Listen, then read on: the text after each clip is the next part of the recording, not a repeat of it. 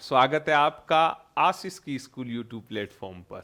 मैं आशीष राजपुरोहित। मैं आशा करता हूं कि आप बढ़िया होंगे, खैरियत में होंगे और एक अच्छी रिदम के साथ अपनी पढ़ाई को जारी रखे हुए होंगे। मैं अक्सर डायरेक्ट या इनडायरेक्ट रूप से अलग अलग एस्पिरेंट को बोलता रहता हूं कि आप जितनी थ्योरी करो उसके साथ साथ नंबर ऑफ क्वेश्चन की प्रैक्टिस ज़्यादा से ज़्यादा किया करो। और वापस वही बच्चों का क्वेश्चन आ रहा कि सर आप अक्सर ऐसा क्यों कहते हो। चलो हम थ्योरी पढ़ते हैं, चलो कभी कभार उससे रिलेटेड क्वेश्चन प्रैक्टिस कर जाते, कभी कभार नहीं कर जाते, लेकिन आप मोटा मोटा सा बोलते। मैं अक्सर ऑफलाइन भी जिन बच्चों से मिलता हूं कि आपने जितनी थ्योरी पढ़ी है उससे बेटर आप ज्यादा से ज्यादा क्वेश्चन प्रैक्टिस करें। अब बच्चे पूछते कि आप ऐसा क्यों कहते, वही मैं आज इस वीडियो में उसका एक आंसर आपके साथ साझा करूंगा। चलो हम शुरू करते हैं। हम जब स्कूल लाइफ में होते हैं, समझो 8, 9, 10, 11, 12 स्कूल लाइफ में होते हैं, जब हमारे एग्जाम पास होते हैं, एग्जाम से 5-10 दिन पहले हमें टीचर अक्सर बोला करते हैं कि बच्चों अब एग्जाम पास आने वाले हैं, आप बढ़िया ढंग से पढ़ाई करें। लेकिन हमें कभी टीचरों ने सिवाय मैथ के या साइंस से रिलेटेड कोई सब्जेक्ट हो तो अलग बात है, कभी नहीं कहा कि बच्चों जल्द आपके एग्जाम होने वाले हैं, आप घर जाके पढ़े और ज्यादा से ज्यादा क्वेश्चन प्रैक्टिस करें। नथिंग। हाँ, मैथमेटिक्स से रिलेटेड क्लास 10th में या आगे यदि हमारी फिजिक्स रही हो या मैथमेटिक्स है उनसे रिलेटेड हमें बोला करते, बाकी जनरली नहीं बोला करते क्वेश्चन प्रैक्टिस से रिलेटेड।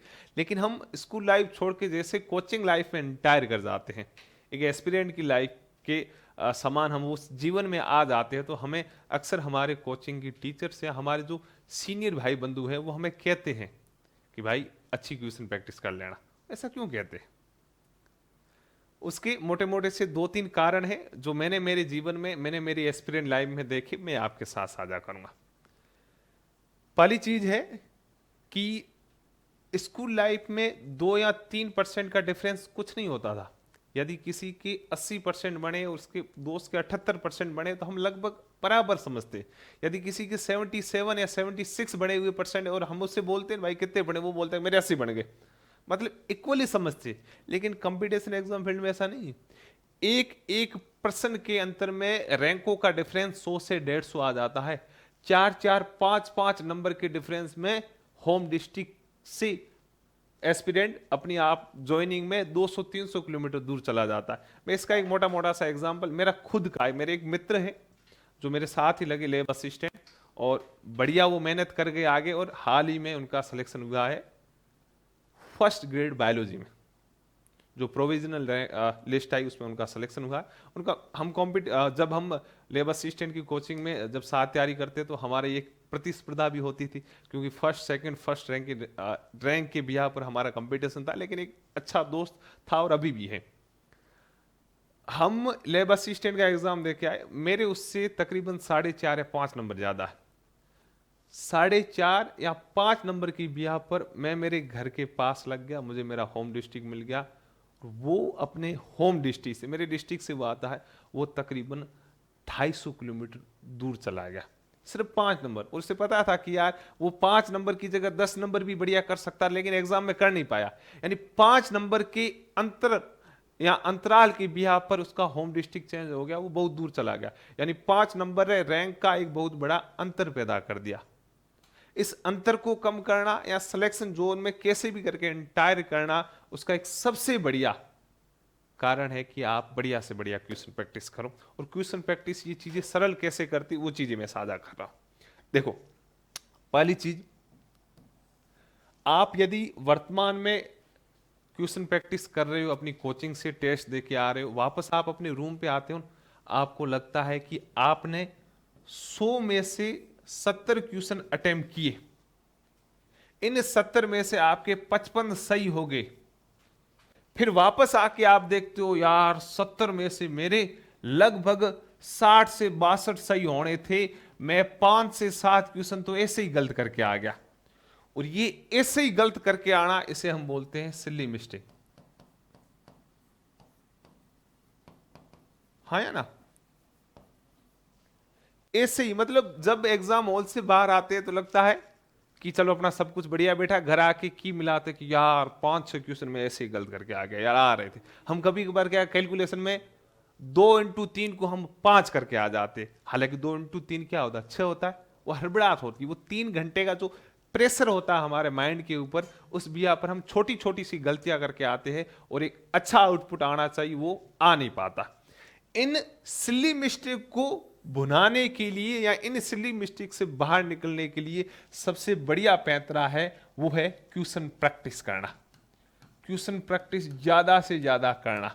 जितनी ज्यादा क्वेश्चन प्रैक्टिस करोगे आपकी सिली मिस्टेक उतनी कम होती जाएगी। यदि मैं इसका एक और एग्जांपल दूं, कभी कभार हम सिली मिस्टेक इस बिहार पे करके आते हैं कि क्वेश्चन को सही ढंग से पढ़ ही नहीं पाते, सत्य की जगह असत्य आ जाता है या असत्य की जगह सत्य निकल आता है। क्वेश्चन में दिया कि निम्न में से सत्य कथन है, हड़बड़ाहट ऐसी होती है कि सत्य को हम असत्य पढ़ते और पहले असत्य वाला होता है टिक करके आगे। अरे हाँ, इस हड़बड़ाहट को कम करने के लिए, इस सत्य असत्य के कंफ्यूजन से बाहर निकलने के लिए सबसे बढ़िया चीज है वो क्वेश्चन प्रैक्टिस। एक और एग्जांपल देता हूं, यदि मैं बायोलॉजी का एक क्वेश्चन लूं, क्वेश्चन है जीवित कोशिका की खोज किसने की? जीवित कोशिका की खोज किसने की? Option first Robert Hooke, option second Leeuwenhoek, option C या third Robert Brown, option fourth NOTA, none of the above. Question क्या है? जीवित कोशिका की खोज किसने की? हम ये क्वेश्चन देख के राजी हो जाते कि कोशिका की खोज रॉबर्ट हुक ने 1665 में की थी, 1665 में की थी। सीधा पढ़ा, पहला ऑप्शन है, टिक करके बाहर आए, दोस्त को बोला कि यार सेल बायोलॉजी से रिलेटेड बहुत सिंपल क्वेश्चन आया था, देखो मारो ऐसा क्वेश्चन आया था। कैसा कौन सा था? जीवित कोशिका की खोज किसने की? Robert Hooke. अरे भाई जी क्वेश्चन पढ़, पूरा क्या पूछा है? जीवित कोशिका। हाँ हमने सुना है कि कोशिका की खोज रॉबर्ट हुक ने की थी 1665 में, 6ठी-7वीं क्लास में पढ़ते आ रहे, लेकिन वहां पे लिखा हुआ जीवित कोशिका, लिविंग सेल की खोज किसने की? तो उसका आंसर जाता है ल्यूवेनहॉक। ये गड़बड़ करके आ गए। ये हकीकत में गड़बड़े होती है। मैं जब एग्जाम दे के आया 2-3 क्वेश्चन मैं भी सिली मिस्टेक करके आ गया, फिर बाहर आके मुझे बहुत पछतावा कि यार सिंपल था, मैंने ज्यादा दिमाग भगा दिया और गड़बड़ करके आ गया।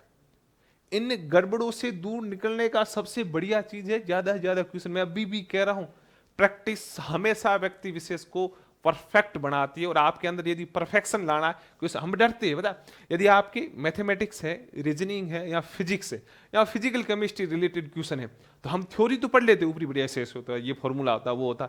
जब क्वेश्चन प्रैक्टिस की बात आए, टाइफिस, यार नहीं करेंगे, यार नहीं हुए तो गड़बड़ हो जाएगी, डिप्रेशन में चले जाएंगे, हम करते नहीं।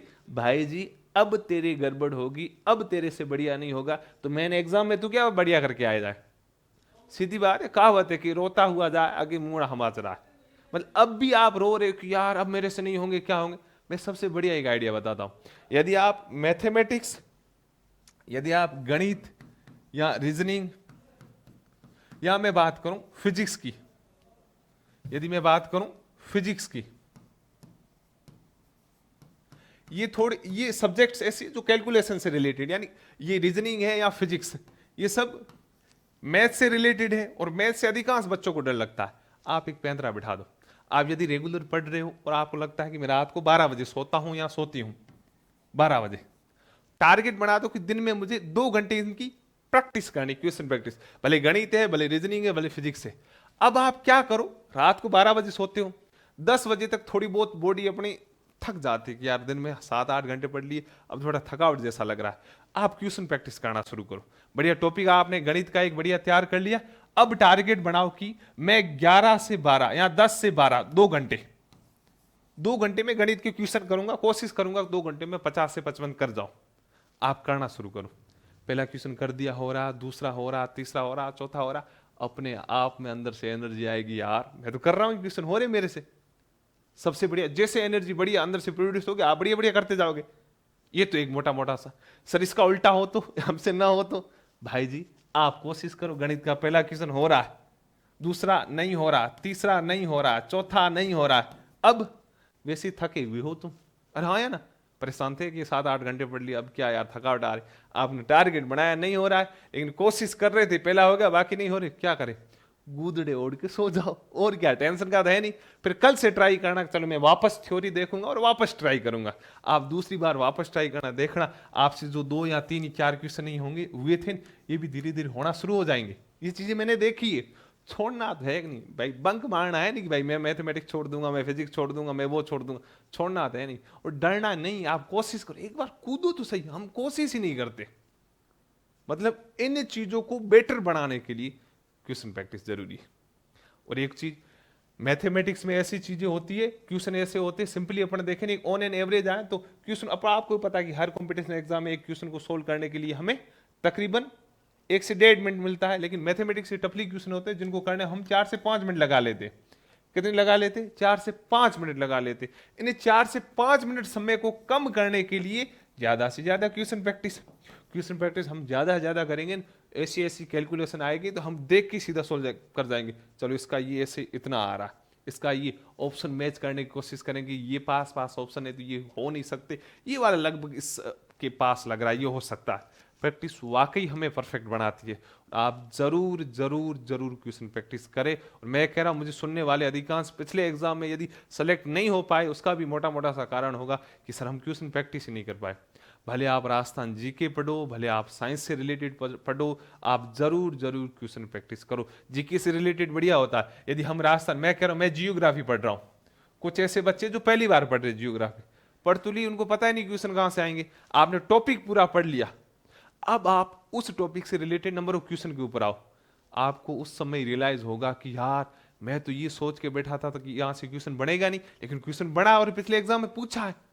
वहां से परफेक्शन आना शुरू होगा, वहां से आप खुद से बातें करना प्रारंभ करोगे कि यार ऐसा भी होता है, मैं तो ये सोच के बैठा था, यहाँ ये सोच के बैठी थी कि यहां से बनना ही नहीं क्वेश्चन, लेकिन बना है और पूछा भी है। ये चीजें आती जाएगी और आप में बढ़िया परफेक्शन आएगा। आप जरूर जरूर जरूर क्वेश्चन प्रैक्टिस करें, जिससे आप अपनी सिली मिस्टेक को डाउन करोगे, आप अपनी स्पीड्स को बढ़ा जाओगे। आपने जहां संभव सोचा है कि इससे कुछ नहीं बनना है, वहां से क्वेश्चन भी आना तय होंगे और आप बढ़िया करते हुए जाओगे। तो बढ़िया रहे, अपने स्वास्थ्य का ध्यान रखें। मैं आशा करता हूं ये चीजें आपके समझ में आई होगी। हालांकि अधिकांश बच्चों का डाउट था, तो मुझे लगा कि जरूर आपके साथ ये चीजें साझा करूं। बढ़िया रहे और बढ़िया रहे। Thank you.